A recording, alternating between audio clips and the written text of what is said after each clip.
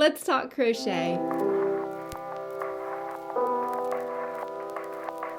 Hey folks, it's Mary, aka MercyTriumphs, and this is my channel, Slow Crochet. This is episode 059, and I am checking in as I do every week to talk about the things that I've been crocheting this week. Now, you are probably seeing some interesting glare over here. That is the sunlight reflecting off of the snow that is melting. Finally, it's melting. We've had a wild winter week, and that means I've had a little bit of extra time for crocheting this week, and I'm really excited to show you not only the things that I finished, but the things that I've started as well. So let me go ahead and get into it. So the first thing I want to talk about is a project I made using a hank of yarn that was just calling out to me.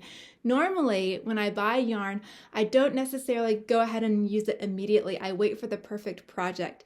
But this time, the yarn was the one that was doing the speaking. If you caught my video about Grinning Soul Crochet in Jackson, Tennessee, this lovely little yarn shop, then you might know what I'm referring to.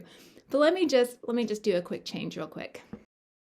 So here it is. This is what I made using my beautiful hank of honey and clover knits merino wool in that super bulky, which just worked up so beautifully. I only have a very little bit left of this yarn, and it is a super bulky. And I did use a size N or a 9.0 millimeter hook. My hands are a little bit small, and sometimes it can be hard for me to use such large hooks. Like this is a large hook for me, but I was able to get the effect that I wanted. When I looked at this yarn, for whatever reason, it was calling out to me star stitch. And so I thought, hey, let me see if I can do a star stitch in a cowl. Here's the seam right here. It does have a seam because what I did was I did a line of chain stitches, and then I single crocheted right on top of that, and then I built my stars as a long rectangle. So I was going back and forth in rows, and then finally at the very end I did a single crochet at the top as well, and then I stitched it together. I don't know why it is, but in my mind for the longest time I thought crocheted pieces ought to have invisible seams. And I don't know why I thought that, because when you look at clothes that are manufactured, when you really think about clothing in general, almost everything has a seam. So why shouldn't there be a seam in crochet or hand knit or something like that? Like a seam is a very normal thing. So maybe I don't need to worry about seams being visible. Maybe I just need to go with it and realize that it's just part of life and it needs to not bother me so much. So in that sense, I was like, well, we'll just let the seam be what it is, because ultimately, this cowl is not about the stitches even. I think the star pattern worked so beautifully in it, but the glory of this is that wonderful yarn. I love how it all played out, and I love how wonderful and soft and fluffy and floofy and cozy it is. So during the snowy days, this is one of the things that I worked on, and it brought me so much joy. So because I didn't follow a pattern per se, I was able to take some techniques that I had picked up from other projects and put them together. Not only the star stitch pattern itself, but even the way that I worked my initial single crochets into that chain. So I'll show you right here. Here's my little chain, and you have the top V's and the back bumps. When I learned to crochet, I would always go into the back bump there so that the bumps made this nice finished edge. But in one of the patterns I recently used, they said that you could turn it over so that the V's are underneath and put the back bump there on top. So you work into the back bump from the top. And what that does is it creates the same on the top and the bottom, that same kind of V on the top and the bottom. So I don't know if you can see here. Here's the stitches I just worked, that little bit of a V. But underneath, it has those same V's. And so the beautiful thing was when I was creating this cowl, because I worked into the back bumps, I actually don't know whether this was the top or the bottom, the single crochet V's here or the V's there. So I felt like that was a really good thing to do to kind of make it symmetrical from top to bottom. And that way I wouldn't have to worry about whether it was right side up or right side down or anything of that nature. Because the last thing that you want to do when you are getting dressed and wearing your wonderful crochet items is to think too hard about upside down. Anyway, That was my first finished object for the week, and I absolutely love it. The next finished object is something I've been working on for a bit, and I was hoping to get it done within the month of January because in the first weekend in February, I have an event to wear it to, and that is my Catalina Wrap. I was not sure that I was going to finish this, but here I am, and it is indeed done. So this is the Catalina Wrap by Two of Wands. And I did make some modifications. And in fact, if you go on Ravelry and you look at the people's projects, a lot of them have done modifications. First modification was using a lighter weight yarn than the pattern called for. I think it calls for a 4-weight and I used a 3-weight. I also used a size I hook on it. And then another thing I did was at the end, I did single crochet across the top. Now I've realized with this yarn that I use, this was Baby Bee Sweet Delight, it's 60% acrylic and 40% polyamide. And something in that, I don't know if it's the combination of those fibers or the fact that it wouldn't block very well, but it just has a different, not just texture, but the way that it lays. It doesn't necessarily want to stretch out. It wants to curl back in on itself. So when I put that row of single crochet across the top, I was willing it to stretch out a little bit. I was willing all those chains and turning chains to kind of relax and telling it where to go. So the shawl itself ends about right here. And so what I ended up doing was repeating some rows of the chain mesh and some of the post stitches there. And then again at the very end I did the bobbles and then some single crochets. The other modification is pretty big, and that is I specifically worked to make it an obtuse triangle. So to take it from being a 90-degree right triangle into a more obtuse angle, I needed to widen the center. So in order to do that and maintain the same stitch count, I redistributed where those increased stitches were. So on each side of the center, you need a total of 4 stitches to increase. In the pattern, oftentimes it would say 2 stitches on the side and then 2 stitches in the center increase. Instead of doing that, I did 3 stitches on the side and then 1 in the center.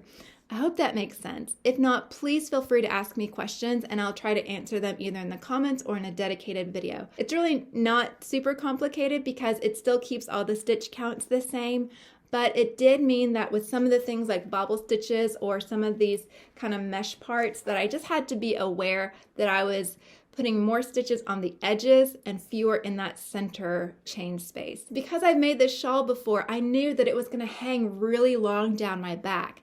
I am a little bit short, and so proportion is a big thing for me when I'm making garments. And if I'm making garments, then they're custom fit. So having it extra wide and a little bit shorter overall is going to fit me a lot more. I'm going to get more wraps around. I'm going to be able to let it drape the way I want it to. And because I made those changes, I love how this fit. I do hope to wear this to our fancy event coming up, and when I do so, I will certainly make sure I post some photos. If not here on this channel, then definitely on my Instagram, which is Slow Crochet YT. If you follow me over there, you'll see I post a few things every once in a while that might give you previews of what I'm working on that I haven't just gotten around to making the video on. Last note on this, I did use a full 3 skeins of this yarn. It was 377 yards per skein, and I was playing some yarn chicken, so in the future I'll have to think, okay, 1,200 yards for a shawl is probably going to be good for a 3-weight, just for my own future reference. Last week I talked about how I am working through some of my microfiber yarn and trying out some new stitches for me. This one is the Silt Stitch, and I did finish that off. This one came from the Crochet Stitch Dictionary, so yay, small finish, but a finish indeed. The Silt Stitch I think is really beautiful. It's interesting that it's slightly different back to front, but I think both sides are equally lovely. And then for the one that I'm working on this week, I'm following a tutorial from the Nordic Hook, and it's just a simple alternating single crochet and single crochet spike stitch. So I'm not looking to do things that are super complicated. I'm just trying out some different stitches to make these kind of dusting cloths and use up the yarn. And it is kind of fun. It's nice to be able to just do something small and practice some new stitches and kind of get an idea of how they're going to behave. So So happy days there. Small wins are still good wins in my opinion. This week I did start 2 new projects, and one of them I'm going to dedicate to Marsha over at Mimi Makes Keepsakes and Cassandra at Craftably Ever After, because they are learning how to knit. And I said in their comments, y'all, I'll leave the knitting to you. Have so much fun with it, and you are. And if you haven't checked out their videos about knitting and their adventures as a crocheter, becoming better at knitting, please do go check them out. Here's my answer. I'm not going to attempt knitting right now because I'm having so much fun with Tunisian crochet. So I did pick up from my local library the Tunisian Crochet Workshop.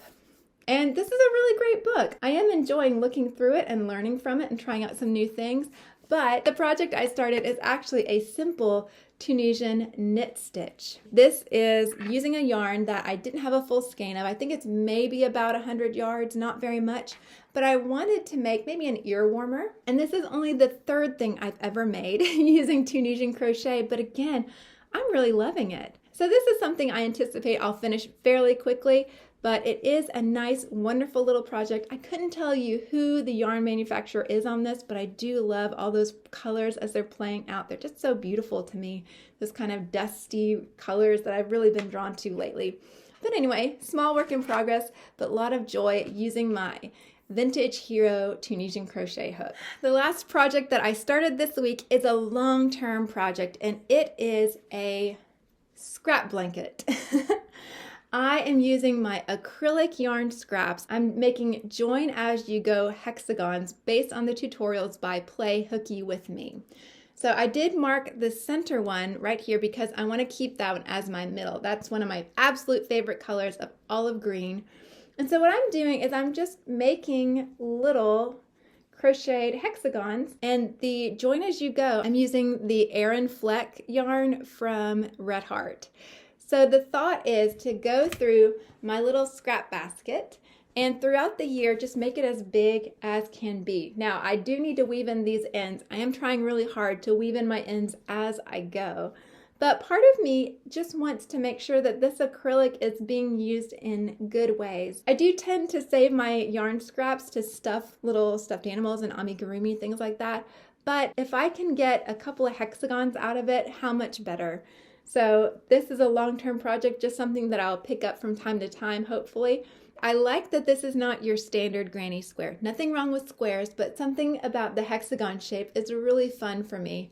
Also, it does remind me of some of the board games that my family plays together. I don't think I would ever do this, but I think it would be a really fun idea for a game lover in your life to maybe make like a hexagon quilt that reflects maybe Settlers of Catan or Takenoko or some of those other board games.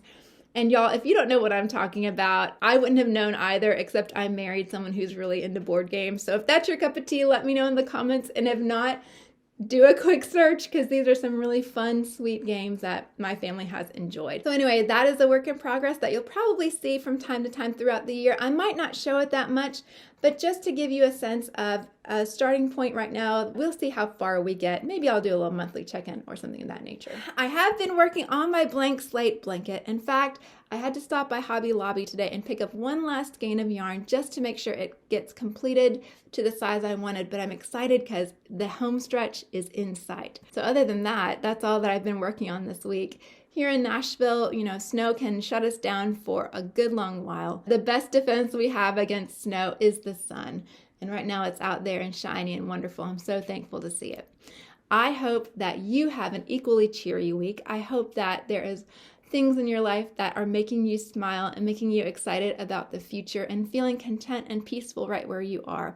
I know life can be really hard, and there's something so beautiful about something like crochet where not only can we create something beautiful, but we can share our heart with each other. So thank you for taking your time to share your heart with me and for listening to me share mine with you. Thank you to all my subscribers, old and new, everyone that comments and hangs out with me during these little weekly rambles. I do appreciate you. And if I'm not your cup of tea, thank you so much for listening this long. I truly do appreciate you, and I do hope I will see you again soon. Bye.